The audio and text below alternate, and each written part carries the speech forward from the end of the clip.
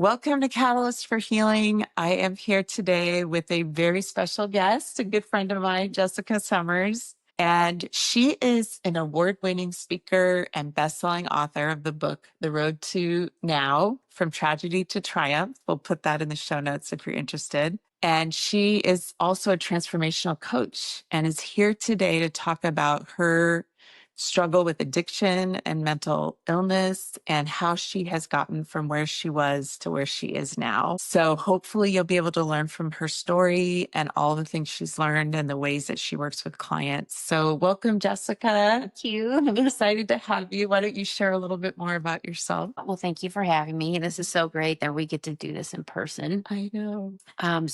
Jumping right into it, I, once upon a time, checked all the boxes. Was married with children. I was a fashion designer and owned a boutique. And, I did all of what I thought and had learned growing up in this world, that if you do these things and you have them, you should be grateful. You should be happy. You should be, all these other things, successful. This is what these things look like. And then I found myself in a place where I wasn't any of those things, but I had a great life. I was doing the things that, that I love to do. I was, married with children. But after the third trimester of my second pregnancy, life showed up for me in a way that I wasn't prepared. And they left placenta behind. And that was the beginning of the end of life as I knew it. Okay. And How long ago was that? So that was 17 years ago. Wow. Yeah. So leaving the placenta behind, tell us what happened at that moment. So, well, you don't even know, right? Because the awareness didn't come until I was so far removed. Sure. Right. So at the time, I'm going to the doctor. I'm taking what I'm given, what I'm prescribed, and it's antibiotics and it's pain pills. And every time I go to the doctor, it's something new. I kept having ruptured ovarian cysts, a hiatal hernia, and I was having medication reactions and then would get more medication. And so I'm thought. So you were going to the doctor for pain, but you didn't know at that point about the placenta. So I knew about, yeah. So that's Okay. how it all started, was because after the pregnancy, I went home and something is off, something that's not right. And the pain just got worse and worse until it was debilitating. Okay. So I had to go back to the hospital, and that's where it started, because they found that they had left placenta behind. And so that's where that spiral of, one infection after another infection after. And you had already had another daughter at this point. So, okay. Right. So, and that's another thing too. You think, okay, I've done this before. I'm pro. I have one other child. Right? Yeah. But you're doing what you think is the right thing to do, not even having any awareness that this is the trap. You're getting so sucked in because you're listening to what you think is the right way of doing things. You've learned, right? If you've got a problem, you're sick, in this case, go to the doctor. And so I kept going and I kept going, and I'm listening to what I'm being told. This is the problem. Take this. And so at what point were you prescribed? Because this is an epidemic. We have so many people addicted to pain pills in this country. And so your story is going to resonate with so many people. So I want you to explain, at what point were you prescribed?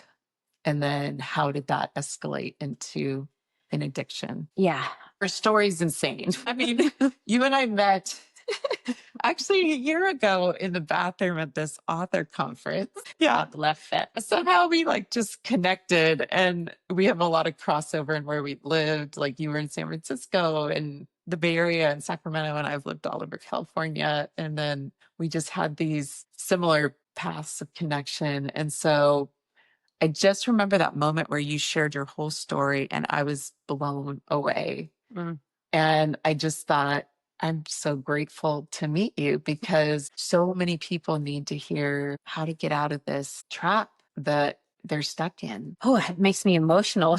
Ooh, because it is a trap. And because of the learned, this is right, this is wrong, and the the stigma around it, it's horrifying. Yeah. And that's why people get stuck, and because they feel so lost, trapped, alone. And there is a difference. There is a difference between doing drugs because you made a choice, whatever, good, bad, right, or wrong. And then there's addiction. Yeah. And if you don't know addiction and you're still in that mindset of like, what am I doing? I don't want to do that. And you find yourself repeatedly doing the same thing. That's addiction. And that is the very trap that I found myself in.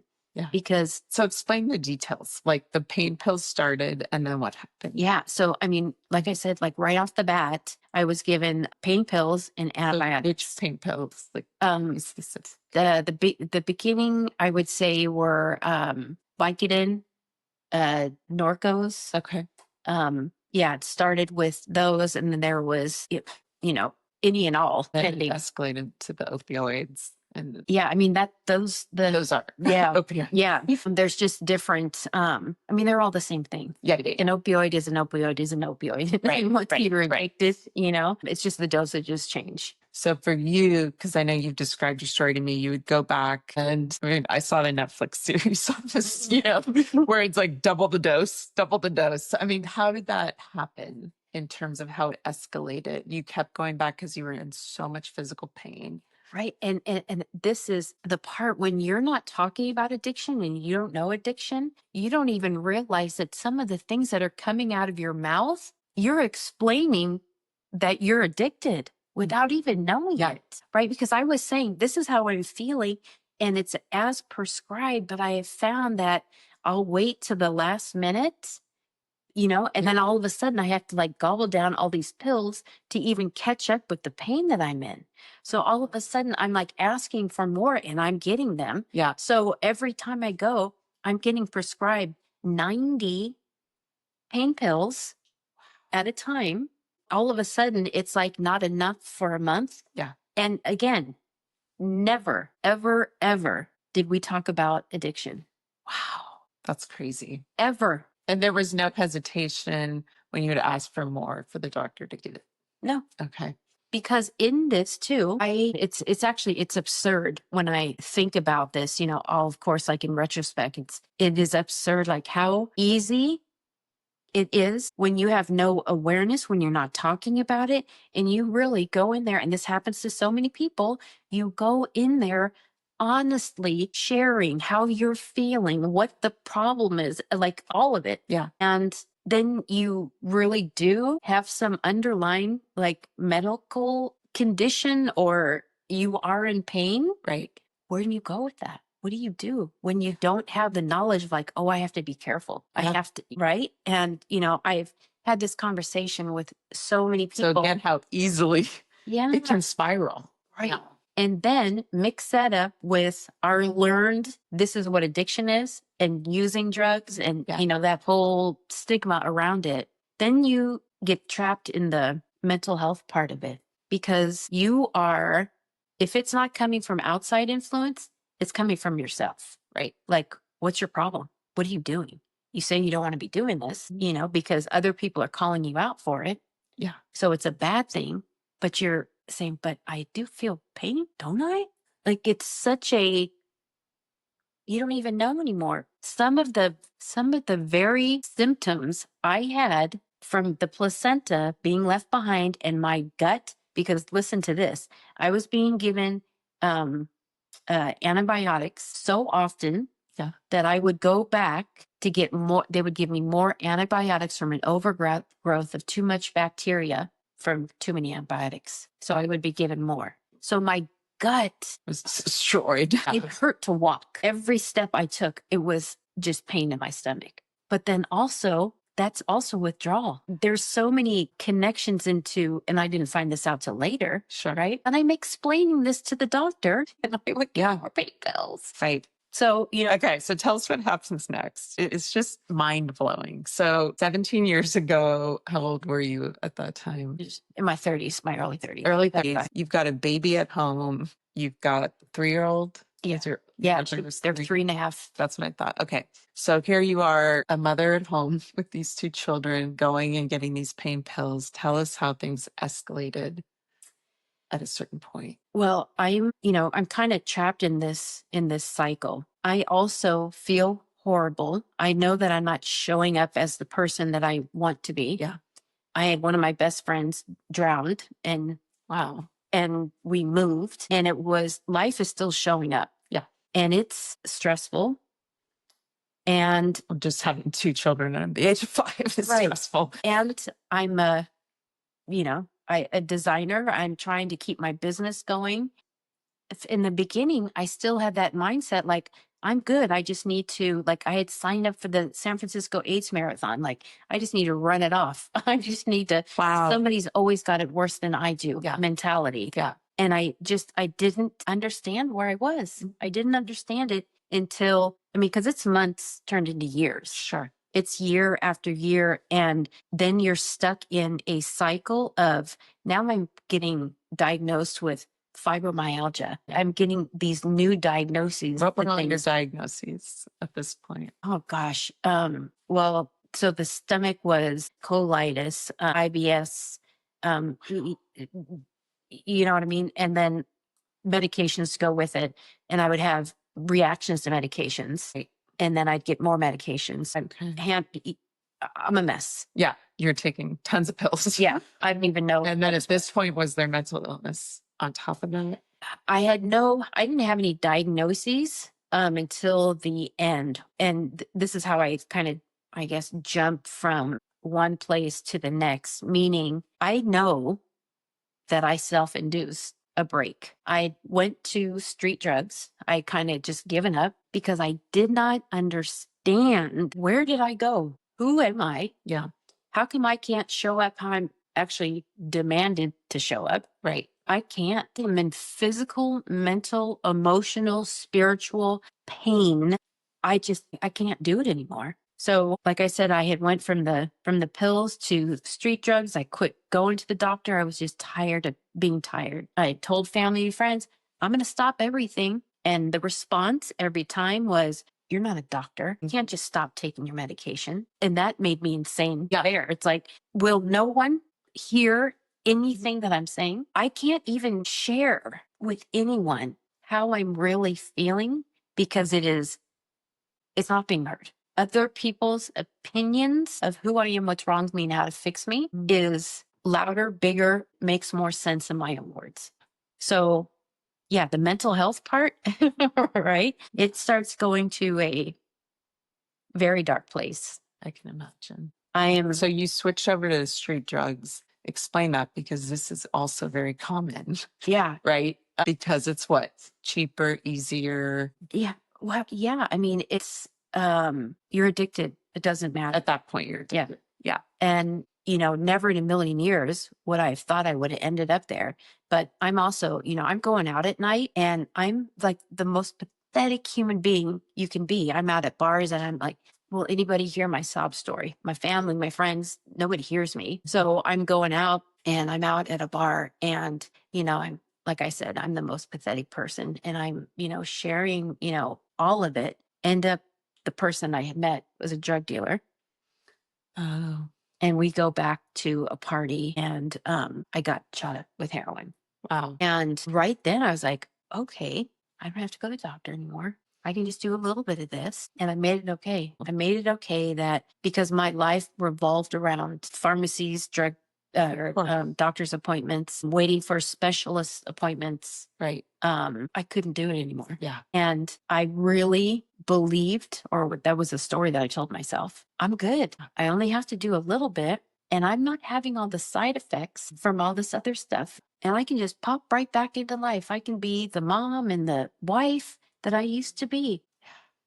And as absurd as it sounds. No, but you can see how it's a slippery slope, right? Yeah. It's just, okay, so the next step, because she ends up homeless. I mean, it's just like crazy. So tell us how you get from there to where you're without a home. Yeah. So I had tried to meet once because it's like, the angel and the devil, like, what are you doing? And then like, it's okay. You only have to do a little bit. You're cool. And I'm kind of battling that. I'm like, seriously, who are you? Who are you? You don't even recognize yourself anymore. I mean, it's ridiculous that, oh gosh. Yeah, I really hated myself for a long time there. And that was part of the problem too, is I was gripping onto that anger. Yeah.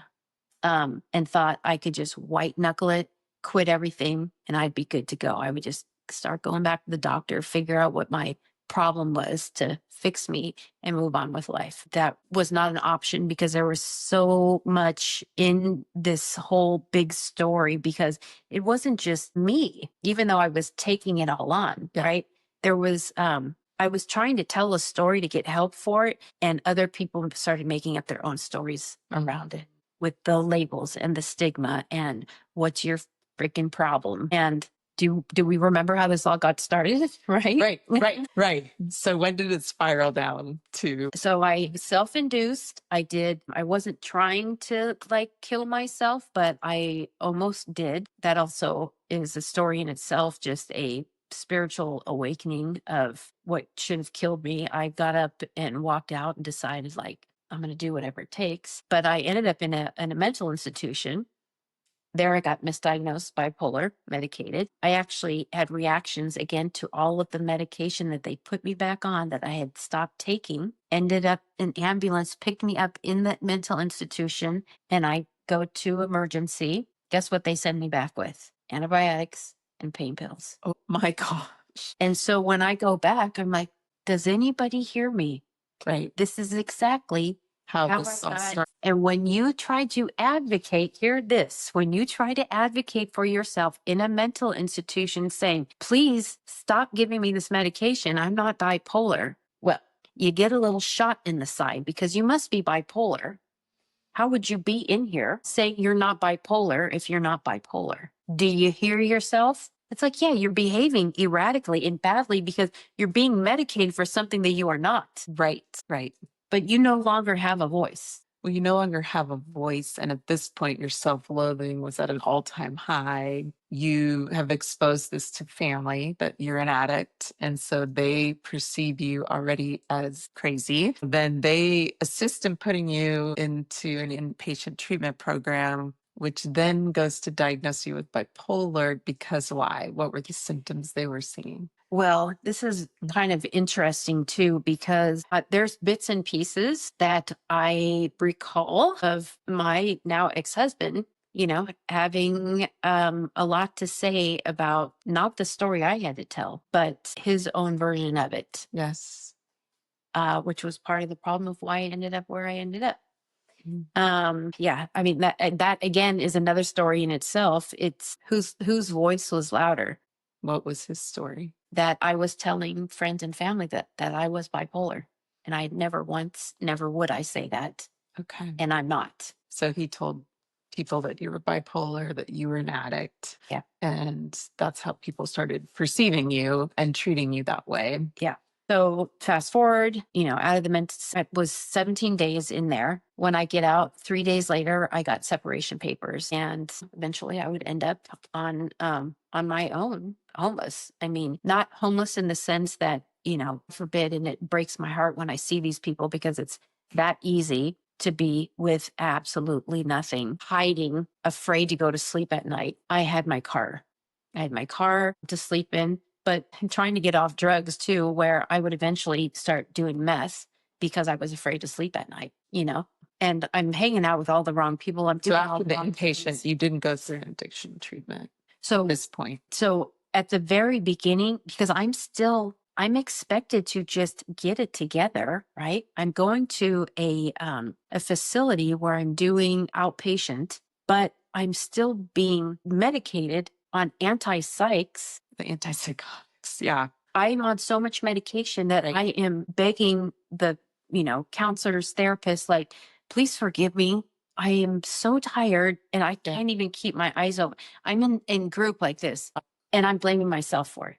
Well, of course. Yeah. And being yelled at when you are in that state of being, I took it all on. You're right. This is me. This is my problem, my fault. I'm a terrible person. I'm a monster. Lock up the kids, lock me up, do whatever needs to happen. You lose yourself. You lose your self-worth. you don't matter, because especially if the majority is against you, it must be right. Well, the heartbreaking thing I remember in talking with you is, so at this point, there's nobody there listening, supporting, understanding, giving you what you need to actually get better. Instead, you were served the separation papers. You experienced everyone turning against you because of how you were portrayed by your ex. And then you lost custody of your children, which, I mean, explain that, because that is so heartbreaking. Right. I am. So there are periods in there where I'm trying to, either I tried to do it myself, which I failed every time because I had no support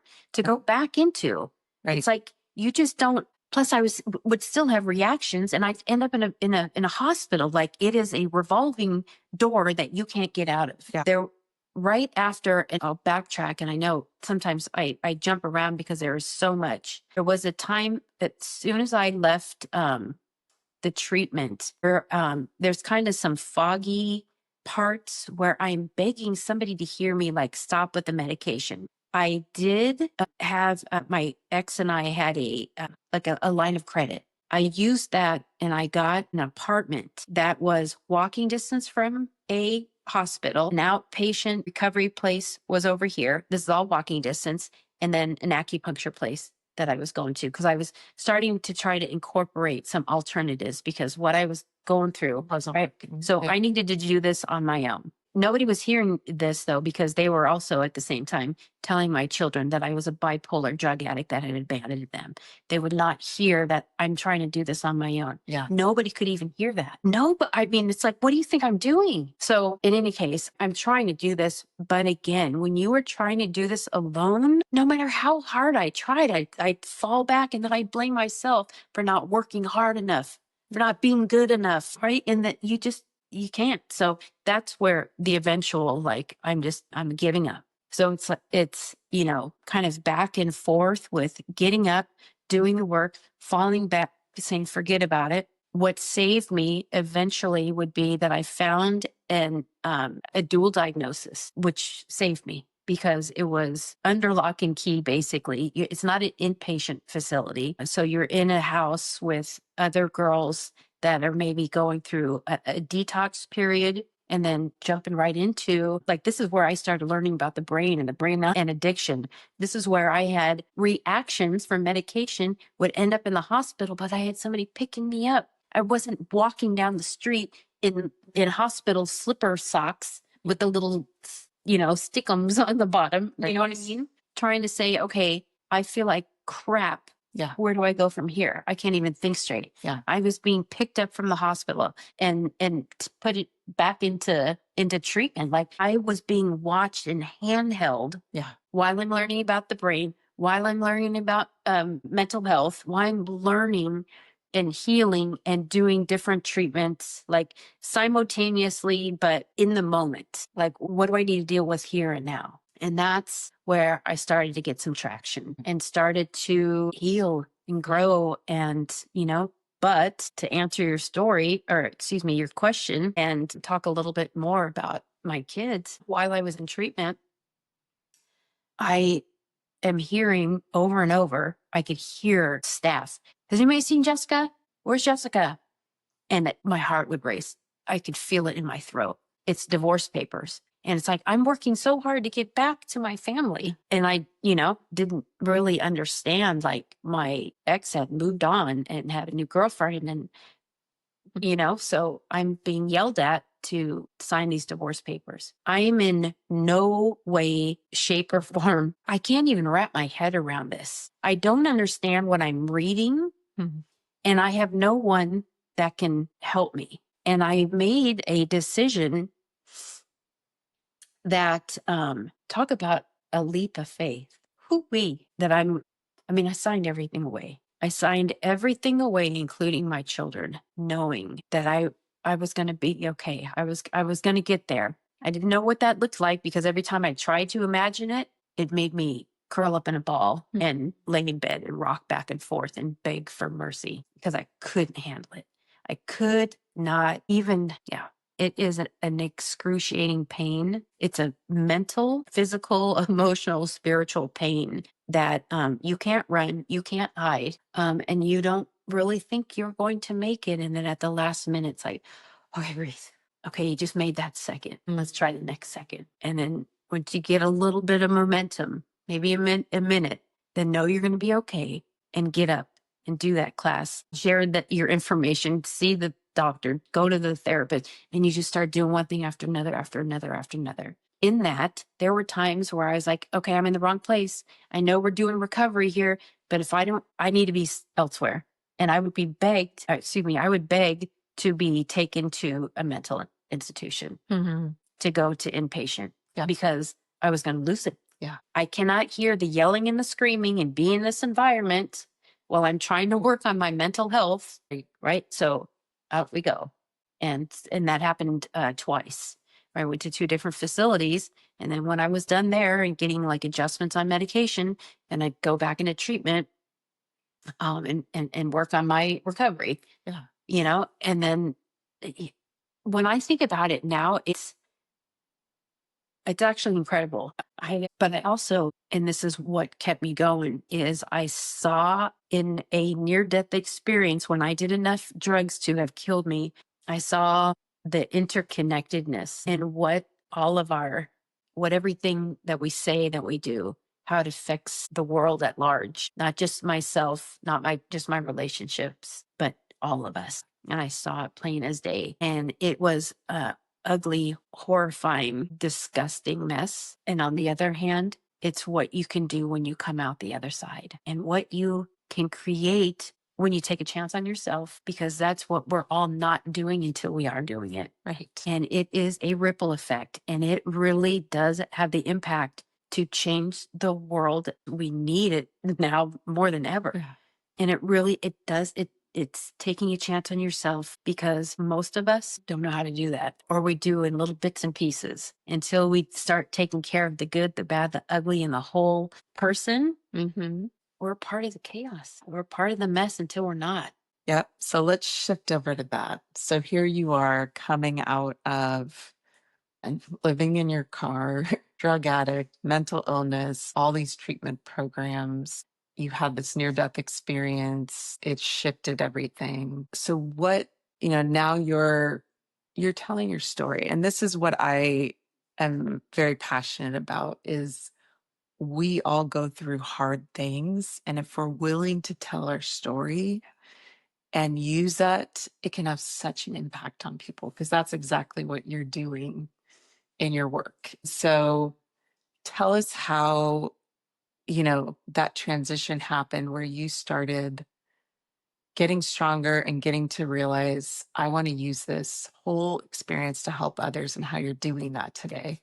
Right. I mean, back in the pit, I knew there were so many times that I was just a fine line. I was balancing like, I'm so close to not being here anymore, that there are and were given these knowings without knowing, and insights that I would not otherwise have, and could see the future in, if you do this, your voice can make great and huge impact, because so many of us are stuck here.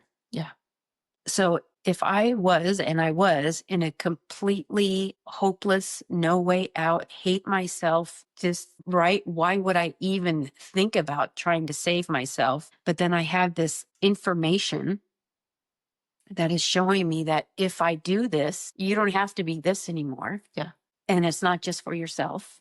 Right. It's for the very things that you are against. Okay, let's do this. That was a motivation. It's like, if I lean into this, I can help so many people, because you saw it. How many people are trapped in the system of becoming, and how easy it is to become an addict, how easy it is to become a victim of even the mental health system, that unfortunately it works for a lot of people. And then there's other people that are on medications they don't need, or misdiagnosed. And then at this point, so as you were saying, like, how old were the girls at this point? Yeah. So, because you were doing monitored visitation. yeah. So the girls were about 5 and 8. Yeah. And, this is another thing. When your children are begging for you, whew, and you've got to suck it up. I am being told who I am, what's wrong with me, and how supposedly I need to fix myself, when in actuality, I'm actually doing it already. Yeah. But I'm still being told the very way that is holding me down and back and keeping me sick. So I don't even know what to say. Like, when I think about my girls, throws me off, because my girls are being told that I'm a bipolar drug addict that had abandoned them. And I'm actually doing the hardest work I've ever done in my entire life. Mm-hmm. And so, but I can't really share that because nobody hears it anyway. My girls are too young. So I'm just trying to show up as healthy as I can, that it's nobody's fault. Yeah. It's okay that there's a new girlfriend. Just means we have more love. And, I'm just, God only knows, it's like, I am trying to make this as okay as I possibly can, even though it is ripping my heart out. But it was also, as soon as I start tearing up a little bit, I'm like this little thought kid. I make jokes about all the time, but No problem. yeah, my girls, so that was also my motivation, because once I started doing the work, then I also understood why I've gotten in the relationships, why so many things happened the way that they did, because I had a lot of unhealed my own childhood trauma. So if I could see that in my girls, that this is going to be repeated, right, then I really have to show up, because I'm seeing it play out right in front of my own eyes of some of my own experiences. There was a time where I was being told who my mother was, after my parents divorced, and my girls were hearing it as well, a different version. My mom never touched drugs. It wasn't about that. But after they divorced, she went back to Germany because she's German. It's like, I could understand that. It's like, oh, you want to go back to your family? Yeah. Because you're not an American. Right. And then through divorce, it's like, that's an ugly thing. Where do I go? Yeah. But that's another story in itself. But, in short, was given a lot of vision in how powerful every one of us can be when we just, when we make a choice, to stop being a part of the chaos of this world and step into a version of ourselves that we were actually all meant for. And it boils down to a choice. Is it going to be easy? Is it just handed to you? No, but what's the alternative? Choose your heart. Yeah, choose your heart. Okay, well, we need to start to wrap up. So I'm just thinking, what would you want the listeners to know about, you're helping people as a transformational coach. Let's say if they're interested in working with you, or if they're in the same spot as you, like, what would you want them to kind of focus on as a priority in terms of their healing? Or how would you approach this with them if they're in the same place of addiction or, mental illness? So the, I guess, gifts I have now coming through this is, I see people and I see them for who they really are in the moment, and help them be okay with all of it, because that's what makes you the incredible, amazing individual that you actually are. Yeah. In that we are programmed to believe that this is what life looks like. And that works out for a very small percentage of people, because that's not real life. That is what we are working really hard to achieve, and it doesn't exist. And that's why we're depressed, burned out, running on empty, and.